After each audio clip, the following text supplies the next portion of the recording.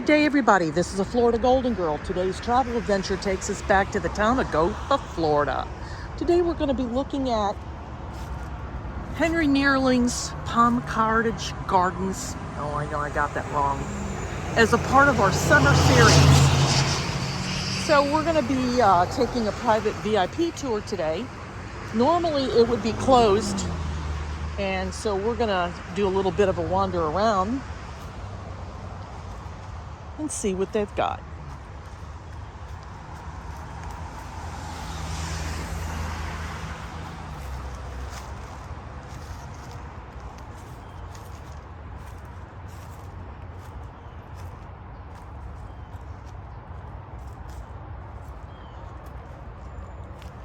So for further information, if you want to check it out, is neerlinggardens.org.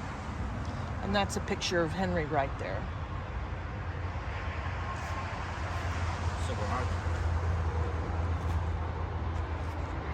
Let's see if we can do a little bit of snooping around before we wait for our little VIP guide who's late. So this is considered happiness farms.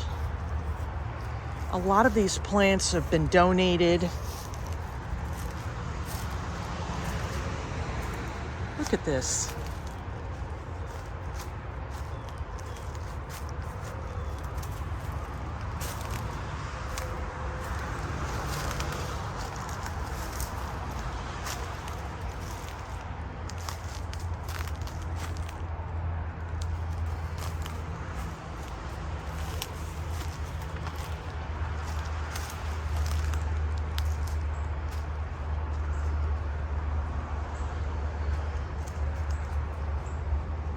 Isn't this beautiful? There's various paths that you can take. Retirees, this is something that I think you would enjoy. There's different stops. You can do guided or you can do self-guided. Private VIP tours are, I want to say $30. Even if you do a stop, I think they're open like the first Tuesday and first weekend of the month. Then what happens is then you pay like $10 as a donation fee. If you are doing tax deductions, make sure you get a receipt. It's always good to have a receipt.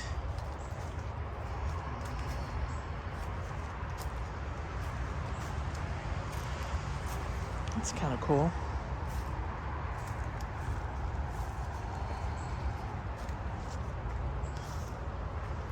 God, I'm muzzle bleeding.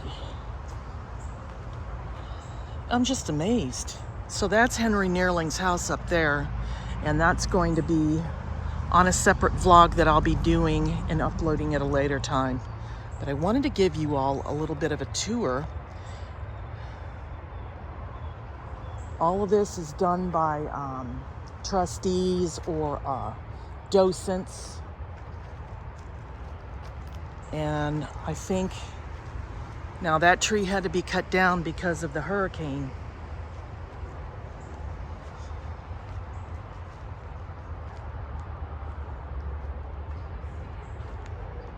And like I said, there's various stops, and we'll be doing some further exploring.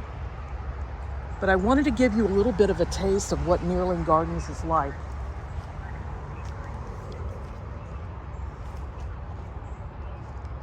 As part of our summer series, folks, I think you will enjoy this tour, and there will be further adventures coming along.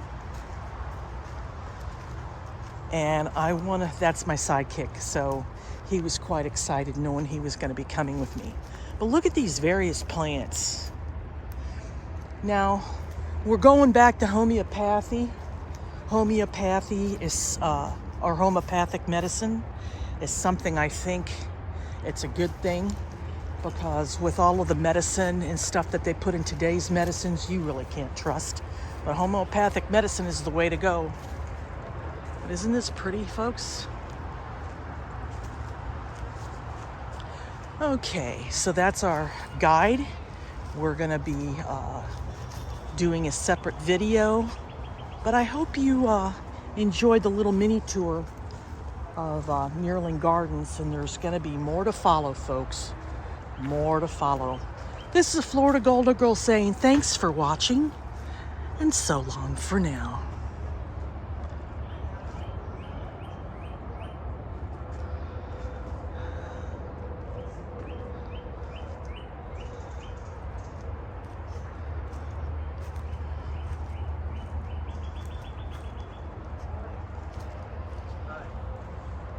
This is the original Palm Cottage Gardens. The house was moved here from Lake Olivia in the 1885 and cut in half. You can see the cut lines over here on the house where they cut the house in half. And they moved it by oxen cart. They rolled it along. See the cut line right here on the inside wall? They rolled the house along after they cut it in half and pulled it by oxen cart and then reassembled the house here from Lake Olivia in downtown Gotha. So it's all heart pine cut from the heartwood of the longleaf pines. And you'll notice that all the buildings in Gotha are also of similar construction. It's called Florida frame vernacular. It would have been the building style at the time with the shiplap siding. The windows are all, 2x2 with weights and pulleys that you can push and pull the window and open it and shut it. And back in the day, there was no air conditioning. You would have opened the windows, let a cross breeze go through. They did have a sleeping porch in the back. And Nearling started, he describes in his books, clearing the highest and driest part of the property and planting his bamboos. His orange groves were across the lake. His lath houses were around Lake Nally. Okay, folks, we're going to be going in and tour Henry Nearling's house. So this would have been their parlor. That is his actual day bed that he slept on when he took naps during the day. And this was Henry's family. So he had his first wife, Sophie Schaff Nearling, 5 sons and 4 daughters. They were a big German Lutheran family. Nearling was educated at the Missouri Lutheran Synod in Illinois, Addison, Illinois, and he was a school teacher. And he traveled all over the United States of America, documenting all the birds of North America. He was an avid ornithologist, botanist, naturalist. And he realized very young that they were having issues with the slaughter of the birds. He would walk through the woods of Sheboygan, Wisconsin, and then see the women wearing feathers for fashion and realize that the birds were very much endangered. So he made it his mission to write the most comprehensive bird book in the United States. Excuse me. What do you think, folks? Kind of fascinating. Die Nordamerikanische Vogelspelt in German, because as a good German scientist, you would have had to write it in German first. So he published a complete history of all the songbirds, flycatchers, hummingbirds, swifts, goatsuckers, woodpeckers, kingfishers, These are his cuckoos, books. and birds of North America. So the first one was in German. The second 2-volume set he published in 1893. And it chronicles every single bird of North America with color plates done by Dr. Mutzel, here's the guys who did the color plates. Dr. Ridgway was one of them. So color plates were done by Dr. Robert Ridgway, Smithsonian Institution, Washington, D.C., Dr. Goring, Leipzig, and Dr. Gustav Mustel from Berlin. So Nearling wrote the book, so he chronicles every single bird of North America, some that are now extinct, like the ivory-billed woodpecker is extinct, the Carolina parrot is extinct, the passenger pigeon is extinct. So these are some of the color plates of his books. Isn't that beautiful? And this one, this color plate is done by, it looks like either Goring or Mutzel. The natural color plates, there are some that are done where it's the actual size of the bird with their nest. Like this one is done by Ridgway. So Ridgway liked to do the bird illustrations for Nearling's bird books with the actual size of the bird, the actual size of the nest. so they're very realistic. So I like I'm a little that's biased to Ridgeway, obviously, because they're more natural. The other plates, they were trying to get as many birds onto one plate as they could. See, like on this one, beautiful. for Dr. Mutzel, he's trying to get on all the warblers on one plate. So you have the Parula warbler, the blue wing warbler, the black and white warbler, the golden wing warbler, and the worm-eating warbler. So these guys, we were very lucky that one of our donors gave us the original books. He's well known within the birding world for his fantastic books, bird books. And he also noted in his books that unless some national legislation, he makes a plea for the birds using Longfellow's poem about, saying, look, this is like, we can compare the slaughter of the birds to the slaughter of the innocents by Herod. They're the winged wardens of your fields. They keep the insidious foe at bay, the bugs, the insects that eat your crops. You guys need to wake up, smell the coffee, stop killing the birds for fashion and for fishing lures. right. And it's a great poem that he used from Longfellow for the plea of the birds. And then he talks about his earliest boyhoods studying birds in Sheboygan, Wisconsin. He was a Wisconsin boy, born and bred, and he just loved nature and birds. And he realized very quickly that without our birds, the world would be a very dangerous and different planet, because they just do so much for humans, not just eating insects and vermin, but the fact that they do so much to keep our planet Stable. Yes. Then he talked about legislation. Does he mention how long that research for that book took? Since it's the whole North. Yes, he spent his entire career as a Was it the school whole- teacher, just teaching all over North America Okay. to basically write this book. Okay. And so you'll see places in Texas, historical markers, where he taught to do all the birds really? Okay. in Texas and in the Midwest. And you'll see that they formed the Ornithological Union of the United States of America to write the very first bird legislation for the protection of birds. Wow. And it's here in the book. So I'll show you the bird legislation. Here it is. The Committee of American Ornithologists Union on Bird Protection has drawn a law which should be passed in the legislature of every state of the Union in Canada. The proposed act reads as follows, and it goes on. So yeah, they got together and formed and passed that bird legislation in all the states. Well, that's So- wonderful. So it doesn't mean that everybody follows it, Right. Yeah, right. and but that's it needs even to stay today. to protect the birds. But that's a federal law. Yes. So he spends most of his early years as a young scientist going through North America, documenting every single bird of North America. And he goes to the Chicago World's Fair Columbian Exposition, the year that Edison went head to head with Tesla and Okay. about who was going to light up the White City. Right. And of I think course- I've heard about that story. Of course, Tesla believed in alternating current. Right. Edison believed in direct current. And Tesla kept telling Edison, it's not going to work, dude. You're going to heat up light bulbs and you're going to pop. You can't do a direct current. It's going to be too hot. Right. So they basically said, okay, set up a demonstration area and we'll give whoever the contract to.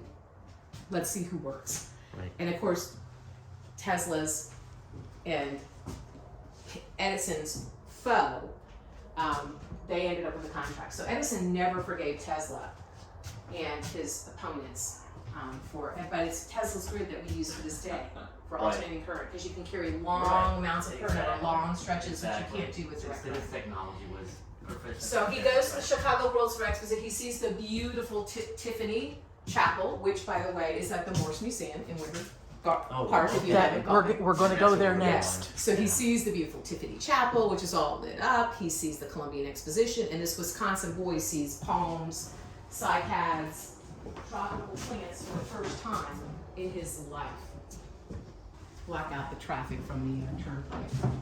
So he goes to the Chicago World's Fair Columbian Exposition and he sees palms, caladiums, bamboos, all these tropical lilies, amaryllis, Glorio. So he basically changes from ornithology to botany. He calls it a red letter year in his life, and he switches right over to horticulture.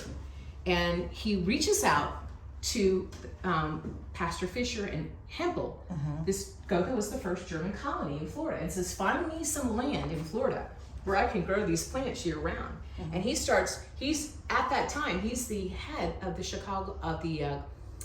the Milwaukee Museum. He's the director, and they're building the Milwaukee Museum. So he's going back and forth for the first 6 years from the Milwaukee to here. Wife and kids are still back there, and he's clearing the highest and driest acreage on this land and forming the first Office of Foreign Seed and Plant Introduction for the USDA, where he tested over 3,000 trees, palms, plants, and bamboos, and medicinal plants for industry.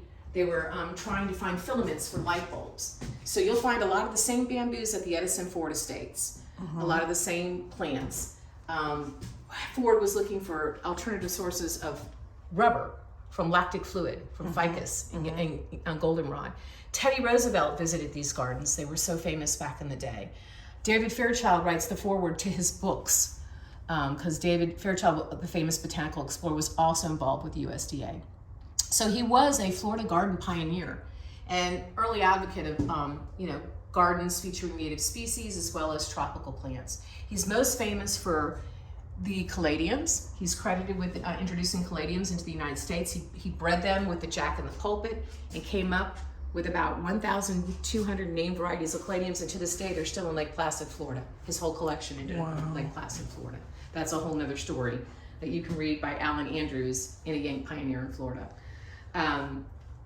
He and Dr. Mead did a great amount of work on amaryllis breeding, bromeliads, but his lath houses on Lake Nellie, they circled the lake, and he had lath houses with lath and burlap that protected his caladiums. Wow.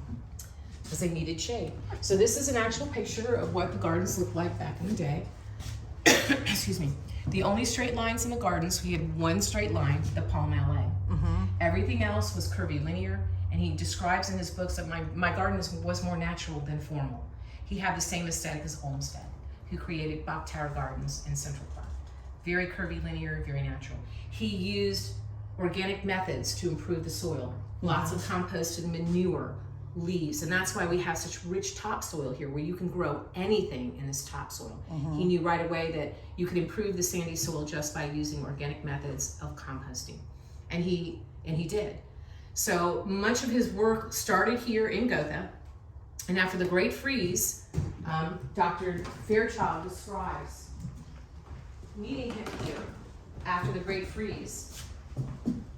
He says, Dr. Fairchild writes on his foreword, "My friendship with Dr. Nealing had its beginnings just after the Great Freeze of 1917, when the temperature dropped down below the front line, even in Miami. It was a curious time for those of us who are interested in plants, for grief over our perished plant friends being tempered by scientific curiosity as to the effects of the low temperatures upon our many plant immigrants. I went up to Gotha and spent a day with Dr. Nealing. We wandered among the frostbitten wrecks of his beloved plants, speculating as to which were dead and which would again become objects of beauty. And I became conscious that here was a really great plantsman of the type, so rare that one can hope to meet only a few, even in a long life of travel. Peter Barr, the daffodil king, Carl Sprenger, who discovered Asparagus springeri and made the Kaiser's beautiful gardens in Carfu, and Dr. Trabot, the great plant domesticator of Algeria, all had something of the same enthusiasm for growing plants. It's a true infatuation for plants, an infatuation that comes to some in childhood and lasts through to the end of life. I do not know whether Dr. Nealing's eyes brought to his remarkable brain a clearer picture than most of us ever see, but I am inclined to think so. I believe what appears to most people as a blurred image of something green was to him a marvelous world of fascinating detail. It would not have made one whit of difference to his interest if he had been the only survivor of the human race, wandering solitary and alone over an abandoned world. He would have continued to find the world so fascinating that the hours between daylight and dark would have passed all too swiftly. Combined with his eager curiosity and his sincere love of plants, he had an instinct for order which made him desire that things which were different should not be confused with each other. He was interested in the names and correct classification of his plants, and he was continually accumulating and recording knowledge regarding their behavior under varying conditions. And Dr. Fairchild goes on to describe more about him. And then Nealing writes himself, describes himself, and he says, "Show me your garden, provided it be your own, and I will tell you what you are." So recently a friend to me said, "What are you doing here in this wilderness without neighbors or amusements? This hermit's life would be intolerable to me." I answered him that a lover of nature is sufficient to himself wherever he may be, And for plant enthusiasts, this is not a dull existence, but paradise. Fortunately, the minds of men show even greater dissimilarity than do the soils and climates of their gardens. And whereas my friend craves the hustle of cities, I ask nothing better than the life in my Florida gardens. So he says, beginning in 1879, when I first experimented with tropical and subtropical plants in Houston, Texas, when he was a school teacher there, my enthusiasm for this field of horticulture grew from year to year. It was therefore the fulfillment of a long cherished dream when I purchased some land at Gotha, Florida, in the rolling pine region of Orange County, and in 1886 made my first trip to inspect my property and study the possibilities of this land of sunshine and flowers. Imagine my happiness at the thought of a home where I could grow my new plant friends. When I reached Gotha, I had to first clear a few acres for a house and an orange grove, and for several years my means did not allow me to indulge my inclination for an ornamental garden. I had set aside 10 acres for this purpose, but it was 1890 before I could clear and plow the highest, driest half of it. In so doing, I carefully preserved the tall pines remaining from a once magnificent pine forest and live oaks, which are now dense, broad specimens 50 feet high. At first, I could spend only a month or two in Florida each year, but a kind neighbor cared for my place while I maintained my position or continued my position as custodian of the public museum in Milwaukee. So he's going back and forth between, the custodian of the Milwaukee Museum and building that museum. And he goes on for page after page to describe. Wow. But you can see the plants and what the map of Florida was back then. All your port cities, your deep port cities were your ports where you went in. Jacksonville, Cedar Key, St. Pete, Tampa, Naples, Miami, Biscayne Bay. So all your port cities were where the boats and ships came in. You came down on boats through the St. Johns River and into Sanford, and that's how you traveled, by steamboat on the St. Johns River or the Suwannee or along the Punta Gorda or these rivers. So it was all forest. And this is what it looked like back in the day. It was all forest. There was no development going on in Florida. Here's the lake where he built his lath houses to do his caladiums. He lived in his book shed for the first 6 years and then moved the house and the kitchen here. So he'd have a place for the family to follow behind him. Wow. And you can see the actual porch was actually, the front entrance was off the back porch. So that entrance got changed. But that's the original front entrance, and you'll see the X bracing for the kitchen. So there was the kitchen in the house, and they were not connected back in the day because if the kitchen burned down, you didn't want the house to go with it. So they would have been separated. This is the actual orange groves. This is a postcard of Neerling Gardens back in the 1880s. And these are pictures of Neerling and his wife in the lath houses with their thousands of different plants. The little Gotha General Store is now Yellow Dog Eats, a little bistro down the road. Oh, okay. And the little Lutheran church is across the street from it, but the original Lutheran church was actually in the Zion Lutheran Cemetery. So this is actually the second church. That's the second one. Yeah. And Klein's Corner is now the little park on the corner, and we just finished the historical marker. I just finished putting that baby to bed. So we have to get the historical marker approved for Klein's Corner.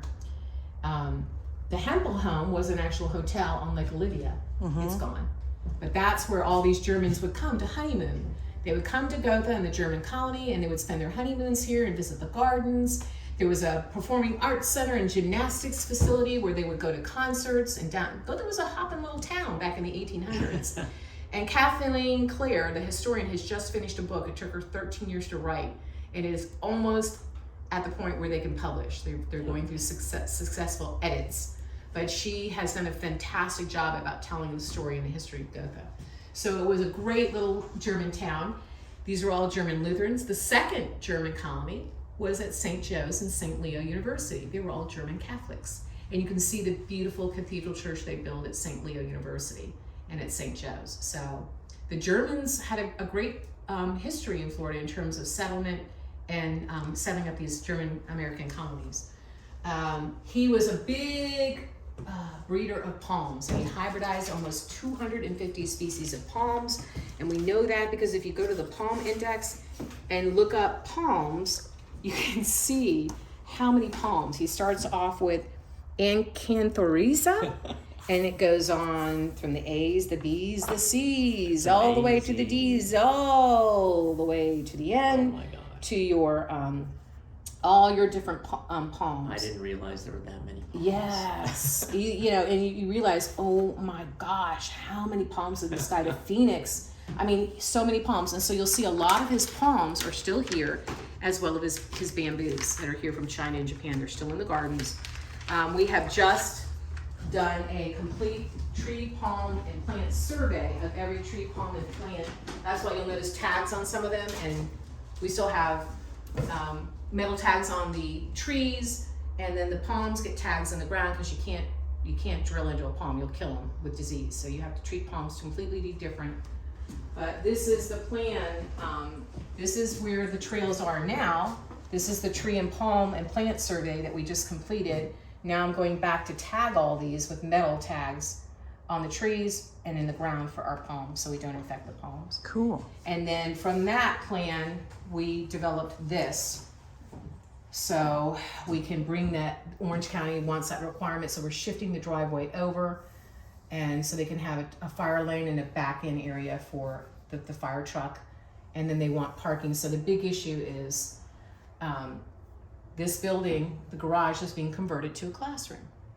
And in order to get permission to change the zoning exception from Agriculture 1 private residential garden to Arboretum Botanical Garden, Orange County wants us to put in parking for this building. So that's the big issue. And the neighbors, they don't want more parking, non-pervious surface, because where does that water go? Right into the lake. So water is a huge issue for Gotha, and we're going to have to work with our neighbors and come up with some kind of solution so that we can still preserve the gardens and move forward. But we're going to have to get our neighbors' buy-in and approval for what we're doing here. So that's where we are now. So is there any, in any of the other places, do you have any other personal items belonging to Henry Neerling? Oh yeah, we have his bed, Yeah. his books, and his entire collection is at the Rollins College Okay. archives, including his Myron Gold Medal for agricultural exploration. Okay. All of his personal belongings, ephemera, writings, letters, books. Some of the collection ended up at the Rollins College archives. He's on the Walk of Fame at Rollins, and he was also a visiting professor there. Okay. The other part of his collection is on the top of UCF archives. Okay. When Neerling died, the Nallys took over the property, Julian and Maggie Nally. He was a young horticulturalist, writer. He was the son of David Nally from RCA Radio. So Julian and Maggie took over the property between World War I and World War II and ran it as the Nally Bamboo and Bromeliad Plantation. So they took over and ran it as the Nally. This is Julian and Maggie Nally. They took it over during World War I and World War II and made it the Nally Bamboo and Bromeliad Plantation. And we found archival materials that showed they actually supplied bamboos to the troops during World War II because metal was at such a premium for tanks, planes, ammunitions, that they had to use bamboo ski poles for the ski troops to train them. Yeah. So we found some archival information at UCF, Orange County Archives, on that. They died childless, so the land went, and people started coming in and stealing plants. Really? Trees, plants, bamboos, palms, cycads were getting carried out. And so the Bichardies, Barbara Bichardi and Howard, the land was subdivided by a bunch of developers in Gotha. 6 acres were left in the middle, and these 6 acres were bought. This 6 acres was bought by Barbara Bichardi and her husband Howard, who was an architect. And Howard added that garage to make it look like the house and the kitchen. So it kind of looks like the same style. But so they took the 6 acres in the middle, but the remaining gardens are in our neighbors' north and south backyards. All this tree canopy that's left on Hempel, all that's left is now part of the Lake Nally Woods HOA. And of course, a little cemetery is right there, the Turnforeen Cemetery. And then all the cemeteries are along the Turnpike Bridge back here. And then you go here. And So you're saying that there's more cemeteries that are... Yeah, all the Jewish cemeteries butt up to the Turnpike Bridge, which are also flooded. They're flooding all the cemeteries from the water. So there's no way anybody could get in those cemeteries, is Well, there? you could, but you'd have to I would get permission, and I can Yeah. give you, there's information at the Jewish cemeteries. As you go down Warren Jones, Yeah. yeah, you'll find information there. Okay. And you can look it up, and I can give you a connection. Rabbi Rick Sherwin does most of the burials. I happen to know Rabbi Rick Sherwin. Mm-hmm. He does most of the burials back there, and he can put you in touch with whoever you need to go to for permission to go in there. So all you got your German Lutheran cemetery here, and then you have all your Jewish cemeteries here, and then you turn, and here's Cemetery Road, and you have Woodlawn all the way back here. Okay. All this is all Woodlawn. So there's a lot of history in Gotha. It's a huge part of our Florida history, our national history. This is a National Register Historic Site and a Florida Heritage Landmark for the horticultural science and history that occurred here. So it's real Florida. This is how they lived back in the day. There was no air conditioning. You would have slept on a porch, a covered porch, to keep you from being carried away by the mosquitoes. In fact, Orange County's name was Mosquito County before it was changed to Orange County. That was the name. So I'll just take you back to the sleeping porch.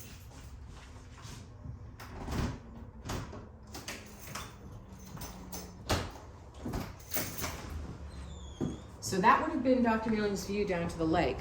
This to the right, that little opening that you see. This is where the back steps of the.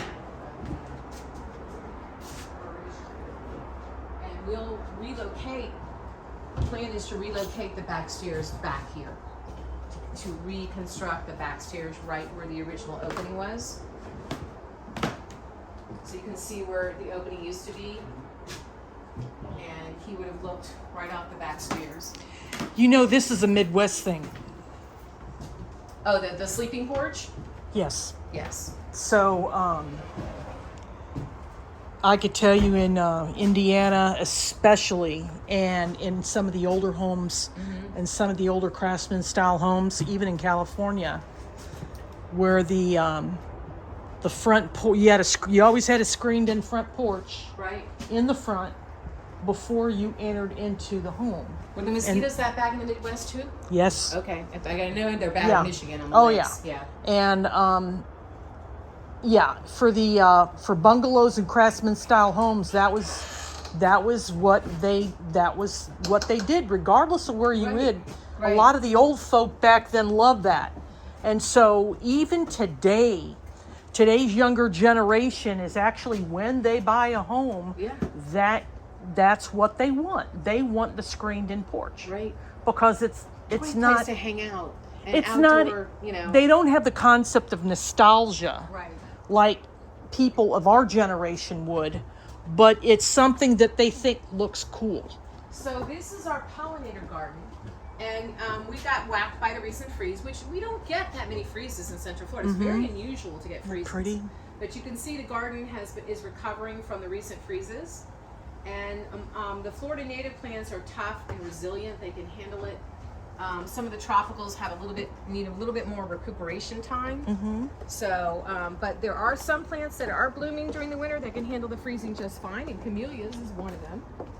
Yearling introduced camellias into Central Florida, the sasanquas. So at one time, this was the original entrance. So the original entrance would be towards the back and not the front. Isn't that pretty? What a treat, folks. What a treat. And so this is a little bit about the pollinator garden.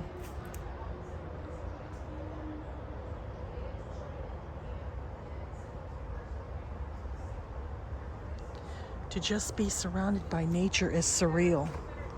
And I hope everybody is enjoying their trip through Nearling Gardens and Home. The home is wonderful. And so there's a little bit of what they call a fairy garden. So, when I first gave a talk to the Camellia Society of Central Florida, I brought the books with me. And I started reading the sections where he talked about bringing the camellias in, and they went, "What? Let me see those books." They had no idea that he had brought them in. They had been told otherwise. And I said, "No, here it is in the book." So they all crowded around the podium to look at the books. And the Camellia Society came and helped us install some more of his camellias back in, because they wanted to see which ones he had tested here and put some of them back. Wow. So we were very lucky to have the Central Florida Community Society help us. Then you have some other non-natives like Roselia, that is a great hummingbird attractor. And then we have native plants that attract hummingbirds to the gardens. You have your native red sage, your native shrimp plant, your red shrimp plant. So this is an awesome, another great hummingbird attractor is the Florida native sage. So, Super simple. did he ever have, did he believe in homeopathic medicine or anything? Yes, and that's why you'll notice. And he was testing these plants. The 3 most invasive plants in the garden, ironically, are the most medicinal. 4. There is cat's claw bignonia, which is our #1 most invasive plant from South America, and you'll see it climbing on all the trees. When we first purchased this property in 2009, you could not get through this property unless you had a machete. The entire canopy was enveloped with cat's claw bignonia, kudzu, and air potato, Dioscorius, the sweet potato family, because he tested all the sweet potatoes. So the first pathway we cut through from Hempel to the house required machetes. And then every single pathway that you see in the garden has been uncovered tree by tree, foot by foot, yard by yard in the last 20 years. Since 2002, we have been doing this. We purchased the property in 2009, but we started helping Barbara clean it up back in 2002 because I have pictures that show us opening that pathway. Because she was completely overwhelmed at that point. I can she was imagine. a widow, and she had hip surgery and knee surgery. She could not keep up with 6 acres. So we were helping her at least open pathways. And Dr. Nancy Decker from Rollins College, a German studies professor, started her nonprofit. She met Barbara by going to the cemetery and walking down here with her students, knocking on the door and asking Barbara, is this what I think it is? And Barbara said, the last 6 acres. And Dr. Decker said, look, if I start a not-for-profit, would you promise not to sell it to the developers? And they did. And they did a women's handshake, and that's how we got started. We started raising the money. By 2009, when I was president, we had enough money put aside, and we got a matching grant from the Winifred Johnson Clive Foundation to get to closing. So we put $100,000 down, $100,000 in the bank, and we started paying down the mortgage using fundraising, grant writing, private donations from little people, contributors, our supporters, and we're an all volunteer nonprofit that has cleaned this garden up foot by foot, tree by tree, yard by yard. That's great. That's excellent. Yeah. So you'll see our group is here every Wednesday of Master Gardeners, and then we're here every first and second Saturday from 9 to 3 with our volunteers from like Eco Rollins or the Boy Scouts. We've done about 40 Eagle Scout projects here in this garden, starting with the porch. What about high school projects? So, for instance, when the high schoolers come on Saturday, we'll be rebuilding the bamboo fence. There's one of our pelicans. We'll be rebuilding the bamboo fence using recycled bamboos from the giant timbers. See how the fence is falling? So what we'll do is when we come back on Saturday, we'll harvest bamboo and we're going to rebuild the fence. The fence will be rebuilt. This fence has been here for about 4 or 5 years, and we use the giant bamboo posts. We cut them off at the nodes so there's a closing. And then we plant the posts, and then so this will have to be redone. And that's my plan on Saturday with the volunteers, just to work on redoing the fence in the pollinator garden. You'll notice a lot of the bee boxes are made for our wild pollinators. And the reason for that is they're way more efficient at pollination than our honeybees. So you'll see the big bamboo holes. The big bamboo holes are for your honeybees, your wild bumblebees, your carpenter bees, your mason bees. The medium holes are for your medium-sized bees, and the tiny holes are for your tiny pollinator bees. You see how they're already closed up here? Wild bees love holes. Holes are prime real estate. So they are 6 times more efficient at pollination because they're not feeding a queen in a brood. So they go out and collect their nectar and their pollen, they lay the egg, stuff it, and they'll do 6 more eggs in a row on a bamboo of that size. And when those pop out, they'll eat their way out, and the next generation of pollinators comes out. So we have wild bee boxes throughout the gardens, and you'll see a lot of the native plants. The shrimp plant didn't do too bad in the freeze. I mean, there's a few tips here and there, but you can see the native plants are really tough. The native giant milkweed got pretty whacked, but she's coming out. Milkweed is at our monarchs depend on our milkweeds, and you can see they've eaten everything down to the seeds have flown off, and they'll create the next generation. Our Florida monarchs depend on the Florida native milkweeds for survival, so we encourage everybody to bring seed from this garden and plant it back in their own gardens. With some of the native, this is Indian blanket, another great Florida native that's a pollinating and attractor. Pretty. This is another great hummingbird attractor. This is your Florida native. It is coral honeysuckle, and it's an excellent hummingbird attractor. Some coreopsis, blue porterweed. We had to cut back the porterweeds because they got whacked. But you can see that they're all going to seed right now. So all your porterweeds, these are the seed pods. When they're brown and crispy like this. And this is what we encourage our volunteers to bring back to their gardens as the seed pods from these native plants, so that they can create pollinator quarters just like we are, and Wow. wildflower quarters, because they don't exist anymore. We've lost all our wildflower quarters to development and monoculture agriculture, where they do these monoculture crops. So there's just no food for the birds, the butterflies, the honeybees, the pollinator insects that depend on these wildflowers. So did you inherit any critters? Of course. You know, like the historic So, cat, the historic this site, dog? because it's the last tree canopy in Gotha, and Camp Ithiel, Yeah. our neighbor right down the road, last tree canopy in Gotha, we have a bobcat that hunts here and I've run into her a couple of times chasing the bunnies, but her favorite food is possum, because we find the possum skeletons completely, perfectly eaten away. But she hunts and she sleeps in the wild bamboos during the day, the running bamboos, and then she hunts here at night. We have otters on the lake. We have 2 sandhill crane parents that have raised a generation for the last 20 years that I've been here. The sandhills have been raising their chicks on the lake. We don't want to publicize this, but we have painted buntings here because people poach them. You know what a painted bunting is? No. It's considered the nonpareil of the bird world. And we have them here, and I have them in my backyard, but I don't post it or publicize it because the poachers from Miami will come and poach them. That's how they find them. Because this is what they look like. So, because they're so beautiful and so colorful, and they migrate down from Texas and Louisiana and spend their winter here in Florida.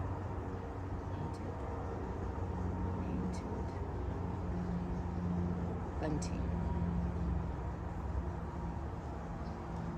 That's the male. They're red, cobalt blue, yellow, and green, and then the females and juveniles are lime green. So because they're so colorful, and they're a species of birds in the cardinal family, it's native to North America, but they're just so colorful that it makes them attractive for poaching, for fishing lures, and go figure. I really hate. Another great native plant is the Dutchman's pipevine, which is the host plant for the pipevine swallowtails. So you do have to create, there are certain plants, you can see that the milkweed seed is just now seeding away. They fly away in their little parachutes, and they start the next generation. If you want to keep them in your yard, though, you want to catch those before they fly away on parachutes and put them in your backyard. Do you want to take some with you? Oh yeah, why not? Yes. That'd be wonderful. So this is how the milkweed regenerates. Those little teeny parachutes, they fly away and they land and start the next generation of milkweed. Now this is your native milkweed, is the yellow one. This is the tropical milkweed. The tropical milkweed comes from South America, but it does really well here. And there's some controversy, well, you shouldn't be putting tropical milkweed for the monarchs to eat, blah, blah, blah. What matters is that they have fresh leaves, so that when you're cutting back, after they seed away, you cut back your milkweed so they can start a whole new generation of fresh leaves. So let me get you an envelope so I can give you some milkweed to take with you. Oh, thank you. That's very kind. Oh, I'm sorry, baby. There's a monarch caterpillar right there, too. Oh. I don't want to disturb him. So let me give you some And so what do? Do you just dig a hole and put that in, or? Oh yeah. So you weed out the weeds and you seed in the seeds. So I'm gonna start an envelope for you. Oh, thank you. I appreciate that. And that way you will have some seeds to take home and start your own compost. Thank you, I do ma'am. this with our kids. I teach them what I'm teaching you today and have them take these seeds home and take their own compost. That's very kind to her. Folks, this is something that you really need to come out. If you are in Central Florida, and check out the times that they're going to be open. It's reasonable. You're supporting local business. It's nature. They do what they can to preserve the environment. Who wouldn't want to be surrounded by this? It's very friendly, so you don't have to worry about stumbling, falling. It's the paths, it's all pretty laid out. But I recommend the guided tour. I think the guided tour gives you more information. It gives you more of a background and a history. Guided tours are fine for some, but for those that really want to get deep down and really learn, this is it. The private tours are wonderful. They will call you back. You have the whole place to yourself. Remember, I told you I like going to cemeteries where I have the whole place to yourself. It's the same thing. You're at your leisure. They're very welcoming. They're very hospitable. And I highly recommend coming out here to learn more about the town of Gotha. One of your pollinator magnets. This is it's called porterweed. It's a blue-purple type. And you can see the pods are almost like vanilla bean pods. They're super long. And when you cut them open, if you'll hold this open, you can see the seeds popping out when you start to cut them.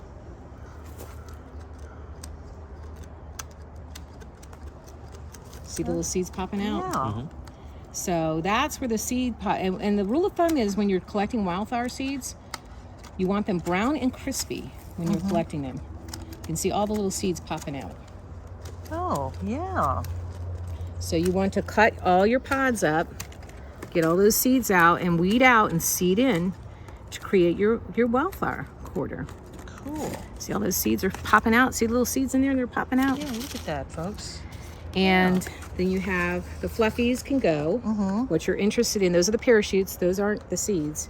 The seeds are the DNA and RNA for every single milkweed is in those little brown seeds. Oh, See 'em? okay. Yeah. So the fluffies go away, and you can the birds use the fluff for nesting material. Wow. So you just put that nesting material right back out to the gardens for the birds to use for nesting. And keep the seeds. See? Cool. Yeah. So you want to keep your seeds, but throw away, let the fluff go. Okay. Wonderful. And I'll work on that this weekend. So Great. back to the birds. Here you go, guys. Nesting material. And So nothing is ever wasted. nothing is ever wasted in nature. The birds recycle spider webs, milkweed fluffs, grasses, and you can help by cutting up your twigs when you're pruning in the gardens. So when you have dead wood, let's say you have a freeze, and your plant's dead, you can see where the new growth is coming out because the plant's telling you, here's where I am, here's the green. So you're going to cut right at the branch collar, and you're going to cut that piece and leave it, and then put your wildflower seeds in there. And this is called deadheading. And what it does is it stimulates the plant into creating new growth. So you can see the new growth. See the green? So you know it's dead there, and then you're going to leave these for the birds for nesting. See the growth? Leave it for nesting. So you're just going to take it back to the branch node, take it back to the green. You can see where the xylem and the phloem here is green. You're going to take it back. So that's a lesson in gardening right So there, this folks. is called deadheading, and it stimulates the plant into producing new growth. Leave those twigs for your birds for nesting. Again, it all goes back to nature. Leave your leaves. The leaves. Dr. Nealing believed in remulching and using tree leaves. The trees need their leaves. The leaves turn into beautiful fertilizer, nitrogen, phosphorus, potassium, magnesium. Everything is in the leaf matter for the trees to create the next generation. So leave those twigs for your birds and use your oak mulch. Don't throw it to the curb. You'll notice that when we throw our oak mulch to the curb and the leaves, all the master gardeners start going around your neighborhood collecting all the leaves. And the reason why they do that, they call that gardener's gold, is because it's great fertilizer and mulch for your plants and your trees. So all of us master gardeners, we throw those oak leaves into our beds after we weed out to keep the weeds down and our plants nicely fertilized. As the leaf breaks down, and it breaks down into this wonderful black composty soil. We also recycle our mulch. No mulch, so you can see all that compost breaks down into beautiful black soil. Florida has very sandy soil, so you've got to amend it with oak leaves and cow manure and horse manure. That was Yearling's way. Another great one is the shrimp or the scorpion tail plant. Scorpion tail is a great Florida native. Pentas. There is a tall penta that does well. And most of the, there's some other tropical plants that he also used. He did, of course, bromeliads. He did just about every single lily that you can imagine. He's most famous for his gloriosa lilies, which he hybridized that look like this. I took a picture of one of those hybridized gloriosa lilies. Let's take this off. So if you can see the background behind the, that's one of his hybrid gloriosas. That's pretty. And he did giant crinum lilies. He did amaryllis. And you'll see the crinums all over the gardens. The giant crinum lilies, amaryllis.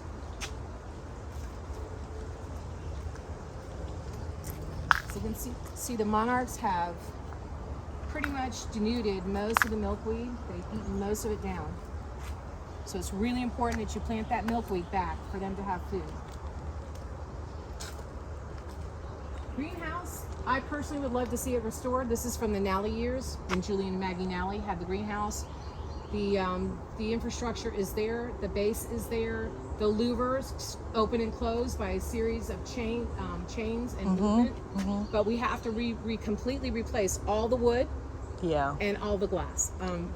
From a series of hurricanes, trees fell on it, damaged all the glass. So I would like to see the greenhouse restored, but it's going to take money to do that and donations to do that. But it's a very cool mechanical greenhouse. And you can see how the arms open and close. Here, it's all mechanical. Everything opens and closes on the arms.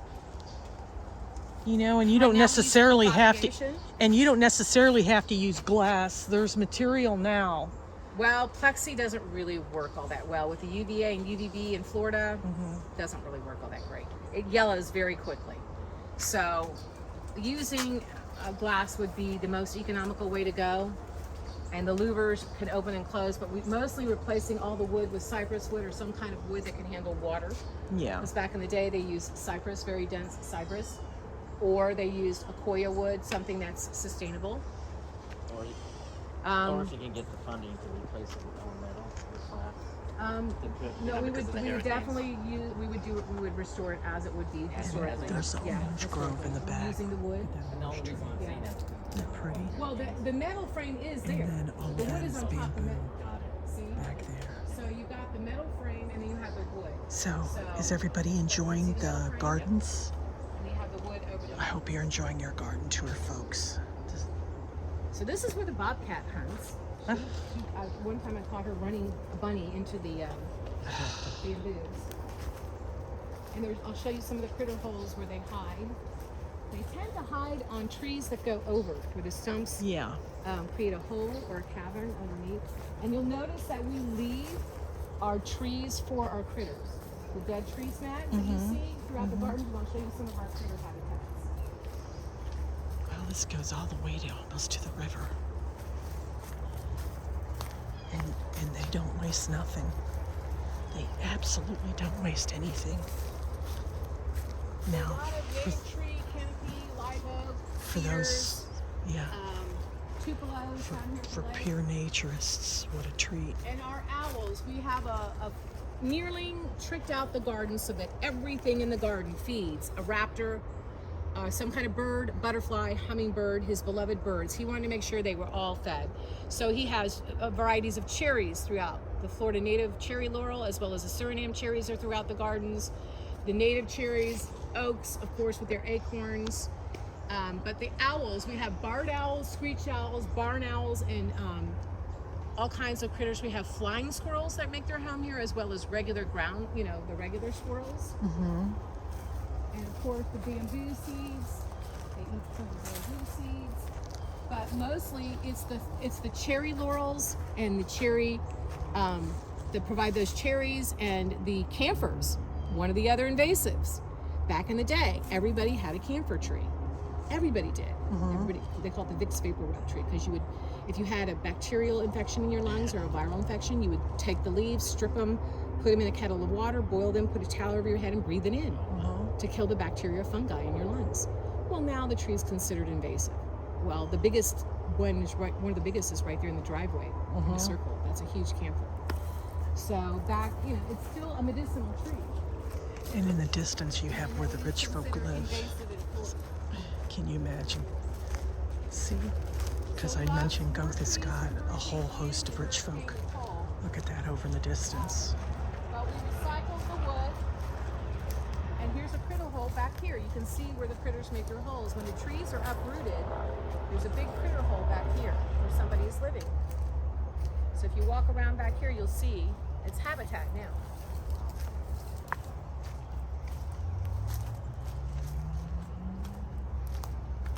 Looks like it's dragged a stick in there. Yeah. Some sort. What? That is Have you now a heard- critter. Have you seen? We're gonna try and figure out what it is. Okay. It's got to be some ground dweller. Beaver? I wish. What was a Florida beaver? We really need. beaver, Beavers right? live in lodges and water. Yeah. So, but yeah, they're actually Florida beavers up in the Panhandle. Oh, bamboo that we right found here. that were Lots of bamboo exterminated here. years ago, but I was Bamboo happy to see over them here. populated up in North Florida in the Panhandle. So here is one of our water birds. Anhinga. That's an Anhinga, I believe. Out there, she's looking at us like, hey, what are you guys doing here this early in the morning? So she's here fishing. So you can see where the water levels are way above the 100-year floodplain. The lake should be way out there, and it's all the way up to the bamboos. And Nearling planted these historic silver stripe bamboos, Shikosan, from Japan, I believe. You can see the silver striping, which is where they get their name. The silver stripe bamboo. They have that beautiful golden striping.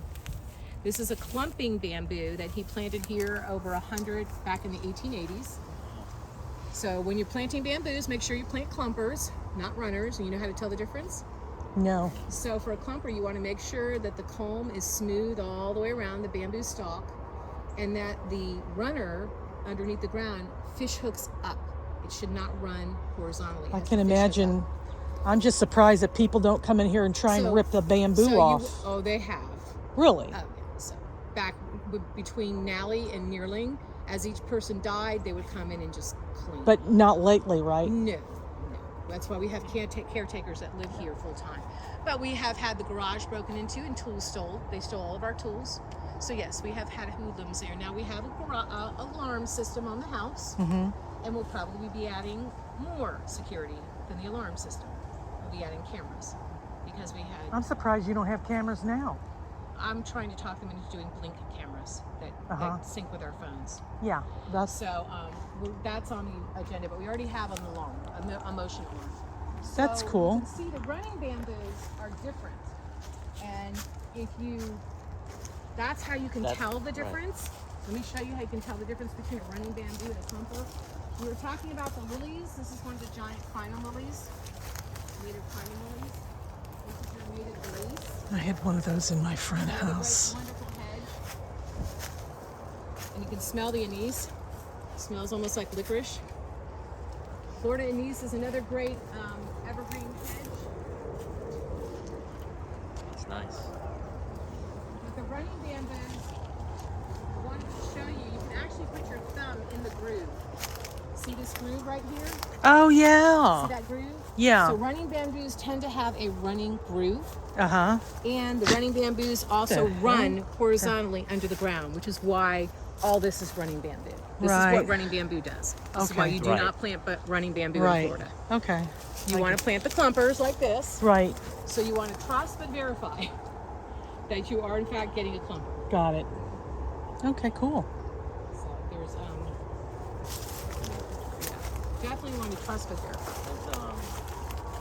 Here's some of the bromeliads starting to bloom. With the Disney Horticulture guys out there.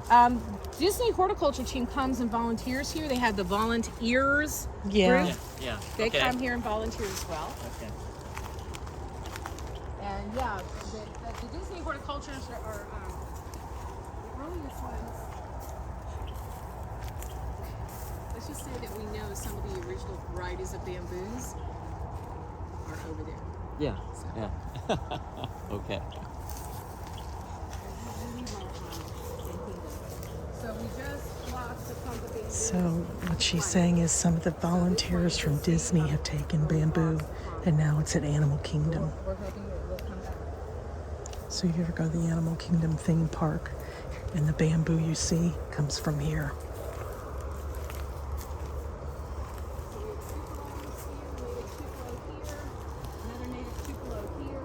So but even our cypress couldn't handle the flooding, couldn't handle 8 feet. Every one of our bald cypress and pond cypress that we planted were drowned. Wow. Because even a cypress has to have knees that breathe. Yeah. Yep.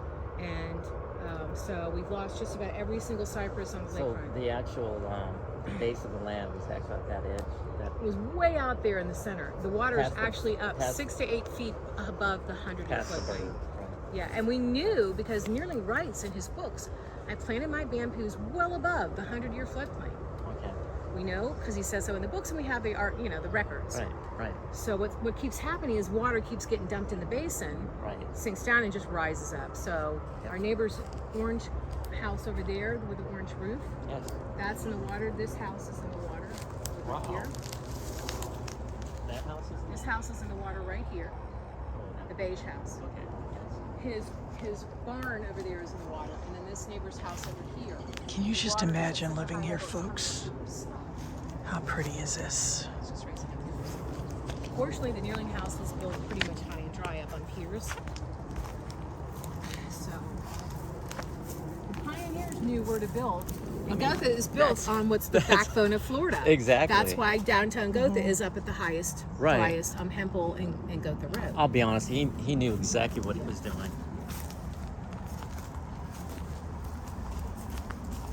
So you can see we're still in the middle of just about winter, at the end of winter for Florida. January is when you plant your trees, your baby trees, your Arbor Day trees, and put in your gardens. It's completely opposite the other 48 states. In Louisiana and Florida, Arbor Day is in January, you put your gardens in January. It's too hot by April. We also lost our biggest longleaf pine to the water and the flooding. She got a nasty,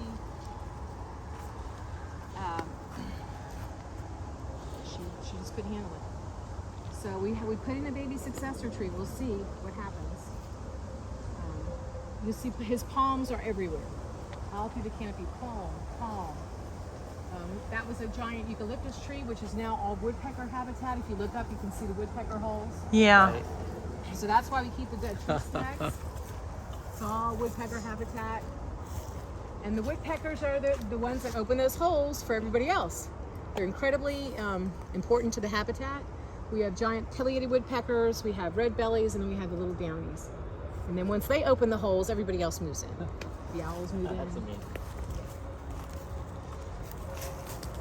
This area we haven't really cleaned up.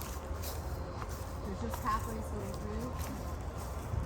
This is the giant dragon bamboo. So you can see the dead palms that were killed by Hurricane Irma, Ian, and Nicole. Yeah. We will harvest those on Saturday and turn them into the fence post for the pollinator garden. That will be our project on Saturday. Oh, cool.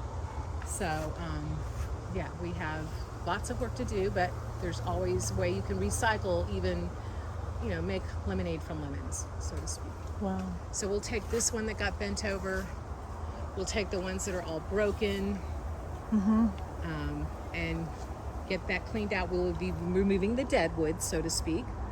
Bamboos are just giant grasses, so they're extremely sustainable. They grow about 2.5 feet per week during the rainy season. Wow. You can see a stalk go from here to here in a week. They're just super fast growing. Great sustainable way for flooring, bedding, clothing, construction. Bamboos are amazing. There's an old cistern back here too that the scouts uncovered. Well, folks, there seems like there's more to see. In the front, I think you noticed the hand well in the front. Mm-hmm. So from the hand well, they would have done the dishes and they would have kept the brown water and put it in the cistern, a receptacle for capturing and storing excess water or rainwater. Yeah, I lived in the Caribbean and in the Virgin Islands. It's So a they really all big have thing. cisterns under the house. And in Australia, there's many that are trying to introduce that concept into new construction and even existing construction. Yeah, because fresh water is very, very valuable. Yeah. So you can see, to keep the erosion at bay, we put crinums, amaryllis, our orchid trees. Palms were already there. You Wonderful. can see there's some freeze damage, but you can see the plants are already. Well, folks, I'm going to end this video here. Thank you for taking the time to visit with me today. Those are tangerines. There's more to see. But I want you to take the time to look at Nerlin Gardens. Google it. It's for those local to the area. This is something you might want to consider visiting. I highly recommend the private tour. All right? So, once again, thank you for watching, folks. And so long for now.